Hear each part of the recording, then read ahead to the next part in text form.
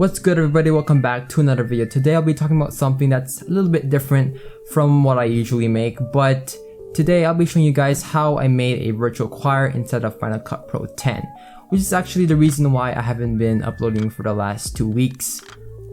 But we're back now, so that's all that matters. So I'm gonna put this camera down first, then I'll get into the breakdown. Virtual choirs have been rising in popularity recently, especially in the light of the whole COVID-19 pandemic situation, where people can't go out and, meet with other people and, sing together. The virtual choir is the solution to that problem. Basically, it's a choir but in a virtual setting, where there's video instead of an actual choir thing. By the way, this is not a tutorial, a step-by-step guide. This is more of a breakdown, a process of how I did this, because if I actually did it like that, it would be maybe 10 hours long. So one last thing before I forget, if you like this video, go check out Mina Studio's video, like around here somewhere. He has a great tutorial for Final Cut Pro X, and this is what inspired this video. So go check him out if you like this video, and yeah, just show him your support. Alright, so you want to make a virtual choir? Number one, dedication is needed, because virtual choirs are one of those things where the process is pretty straightforward and simple, but takes a lot of time and effort to actually execute. So be sure you have a lot of time in your hands, and if this is your first time, don't just jump in with like 20 voices, because this is gonna take a lot of your time and effort. Step number one, choose the right song. You want to choose a song that's easily singable by a choir. Make sure it's not too complicated on the rhythm, the tempo, the pronunciation, the phrasing, all that stuff, because it's gonna save you a lot of time in post when you're trying to edit like 15 voices and they're all doing their own thing. So you want to make sure that you choose the right song and talk to your choir about it. Make sure that they know what song you're choosing and what song they're singing. After you have done that, it's time to send the accompaniment to all your choir members. You could send it through your group chat or whatever platform you decide to choose, and once you have them, you could do a little organization by voices or whatever you want. And yeah, that brings us to our second step, which is syncing the voices. This is why I said earlier that you need to choose the right song for your choir to sing, because this is the lengthiest part of the whole process and it can get really tiring, especially if you have like 20 voices, 30 voices. You want to choose a song that your choir can sing easily, but then I'm just repeating myself. So how do I sync a voice, Joshua? Well, let's go to Final Cut and I'll show you how. So here we are in Final Cut Pro. The first thing that I suggest that you should do is to divide your project by voice. So you have a project for the sopranos, you have a project for the altos, tenor, bass, whatever voices that you have in your choir, and that just makes it for a more smooth, lag-free experience. So here we are in Final Cut Pro, and the first thing that you want to do is to bring in your accompaniment track. So as you can see, I have my accompaniment track down here in the bottom. You want to bring in your accompaniment track first, because that is the basis for all of your syncing.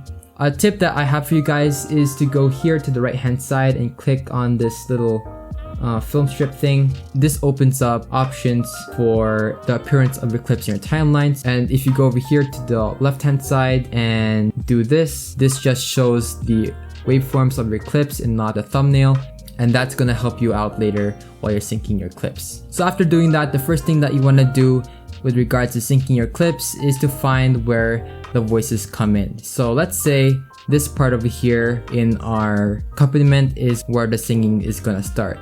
So what you want to do is to drag your singer so that it matches the point that you have here. Now, after doing that, you go listen to the entire thing. Watch out for any timing errors, and if there are none, congratulations, you can go sync up some other clip. But if there are some issues, I bet there are, don't worry, Final Cut makes it really easy to fix them. So what you're gonna do is to hit Command R, and that brings up the retime display. And after you've done that, you could hit Shift B to make a speed cut.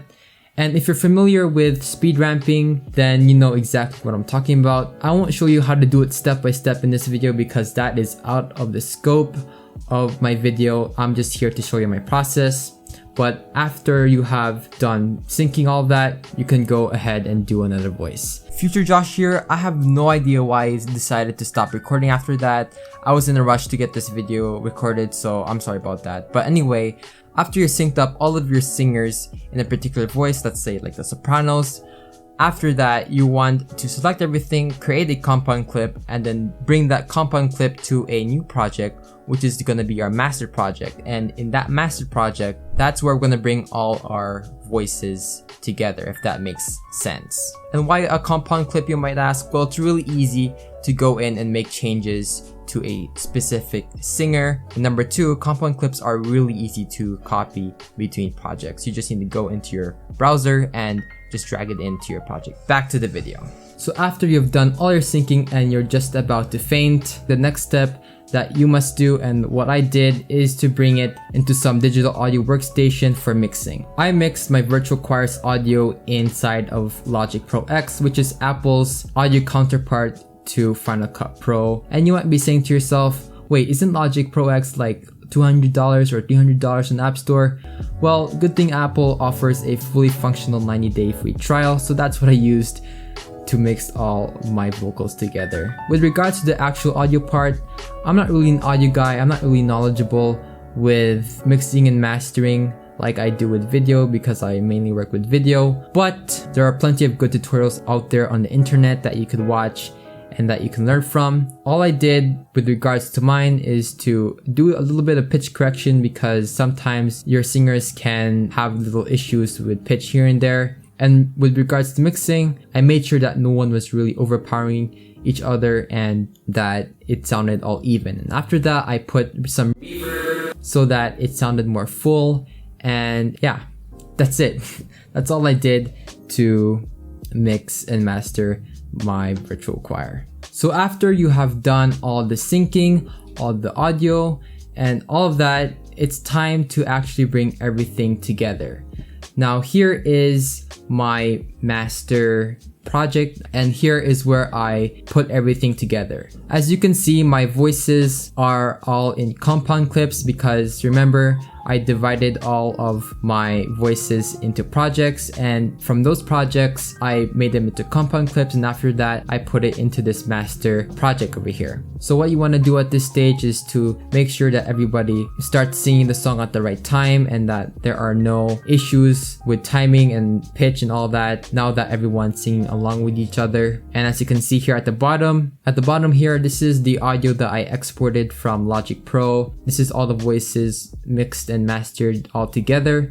And as you can see, the compound clips are all muted out because you don't want the unmixed audio leaking into the final mix. After you're done with all the syncing, the mastering, the mixing, and all that stuff, you're ready to arrange the clips onto a grid. Now, luckily, this is very simple for us, as there is a generator by the name of Simple Grid X.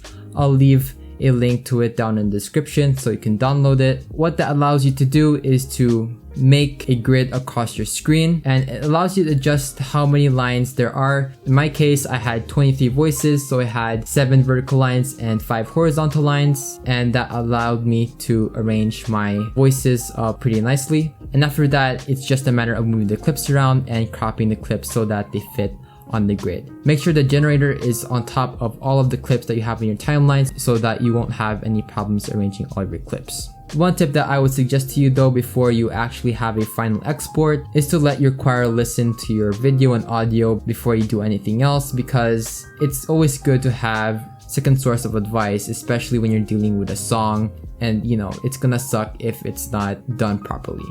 Now that all of that is finished, congratulations.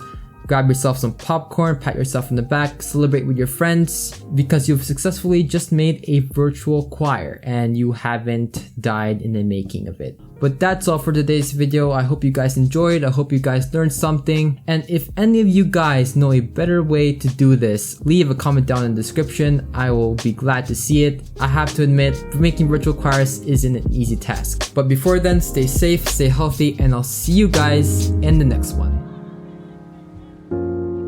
It feels so good to say that. I started at like 1:30 and now it's 3:32 p.m.